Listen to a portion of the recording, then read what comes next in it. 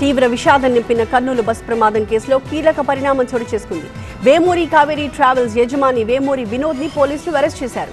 19 మంది ప్రాణాలు బలి తీసుకున్న బస్సు ప్రమాదం కేసులో A2గా ఉన్న వినోద్ కొద్దిసేపటికి రిలీజ్ కావడం చర్చనీయాంశమవుతోంది.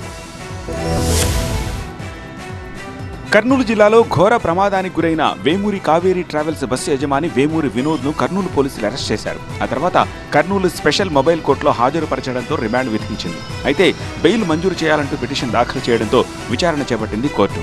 10,000 రూపాయల సొంత పూచీకత్తుతో బెయిల్ మంజూరు చేసింది. దీంతో రిమాండ్ విధించిన కొద్దిసేపట్లోనే వేమూరి వినోద్ విడుదలయ్యారు.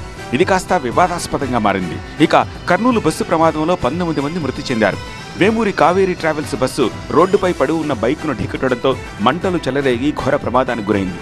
కేసు నమోదు చేసి విచారించిన పోలీసులు Vemuri Kaveri travels bus registration విషయంలోనూ లొసుగులున్నట్టు సీటర్ వాహనాన్ని స్లీపర్గా మార్చినట్టు గుర్తించారు.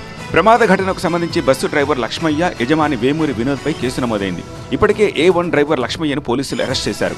ఆయన ప్రస్తుతం రిమాండ్లో ఉన్నారు. అయితే A2 వేమూరి వినోద్కు కోర్టు రిమాండ్ విధించినప్పటికీ అదే కోర్టులో మళ్లీ సెల్ఫ్ ష్యూరిటీ తోటి రిలీజ్ కావడంపై విమర్శలు వ్యక్తమవుతున్నాయి.